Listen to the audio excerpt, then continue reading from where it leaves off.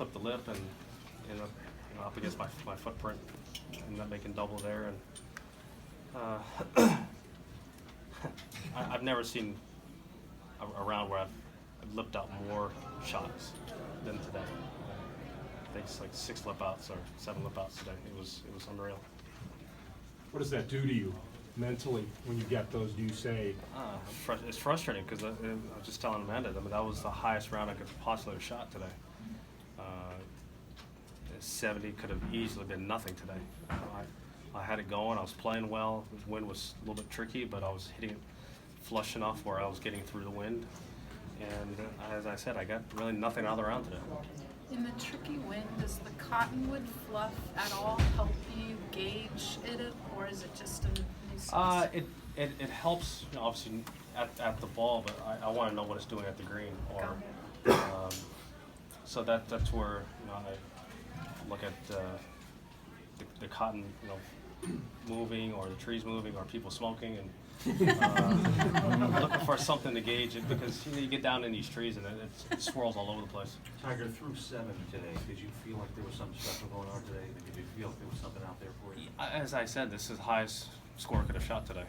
I had it going through the front 9, and I just tugged the tee shot just enough at 10 and ended up in a bad spot, and made double there, and didn't really get anything going. And I hit a good wedge into 14 and just happened to skip over the back. I mean, I was close to a yard here, a yard there. You look at 14, you look at what happened at 17. I mean, those are shots that could have easily been within 5-6 feet. Next you know, I'm in a tough spot.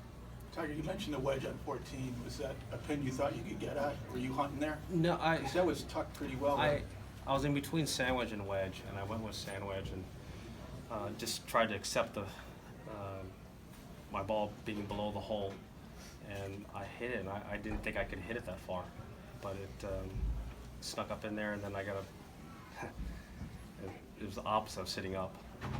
You feel good this week? What's that? You feel good this week? Yeah, I do. Is there any indication when you know when you're not going to be feeling all that great? Is it a wake up in the morning, or can you, in the times that you haven't felt great, have you seen it coming or felt it coming? No, I can feel it in the morning. That's for It's sure. just a morning thing. Yeah, it's, as I said, there's certain days and certain weeks I'm just more stiff than others, and this week I feel pretty good. Compared to the PGA and looking towards Pebble, how close do you feel like your game is right now? My game is right where I feel like it needs to be. That I hit a lot of good shots the last 3 days here, and really haven't really scored like I've hit the golf ball. So if I can combine that and get something out of my rounds, this week I could easily been right there in the mix, and it wasn't that far away. Tiger, you were working on a drill on the range last night. Yeah. I realize that's probably standard stuff, but was that specifically due to the driving, and is it something you got sorted, or is it just kind of normal? You're going to do that once in a while? Well, it was I'm trying to swing left, but also then again, not swing so far left. I rake across it and just spin it, and so trying to get deep enough in the backswing to make sure that when I do swing left, it's not wipey. Just on Pebble, mate, you've won there, Jack, Tom. What is it about that place that makes great champions, if you will? Well, I think you have to hit the golf ball well there. I mean, there's no two ways about it. The smallest green complexes we play on, besides what Hilton had, but they're slopey, and so there's no way to fake it around that golf course. You have to hit the golf ball well, and the times that I have played well there, whether it's in January or it's in June, I've hit the ball well enough that I've been in good spots, and it's going to be a typical U.S. Open. It's going to be hard. It's going to be difficult, and we know that going in. Todd, jump in. Todd. Tiger, there's two players on the course now, but given how well you think you're playing, how do you approach tomorrow?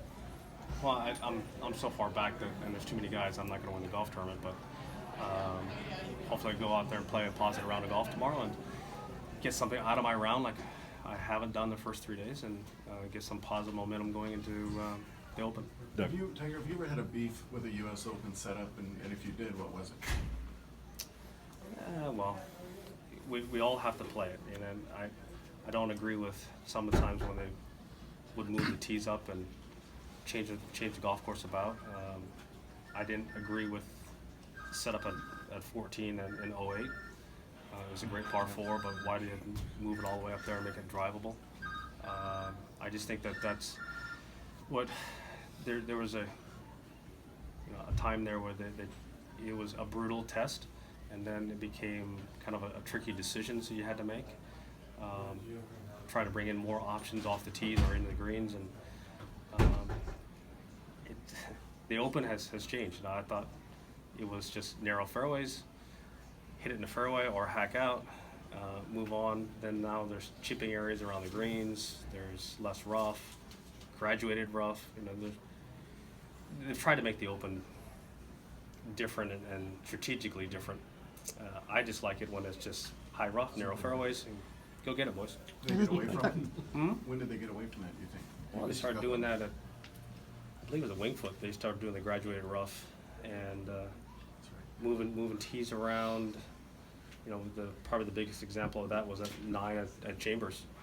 It was a 240, 250 downhill, and then 190, 200 playing straight up the mountain. So 18 being a 4 and a 5?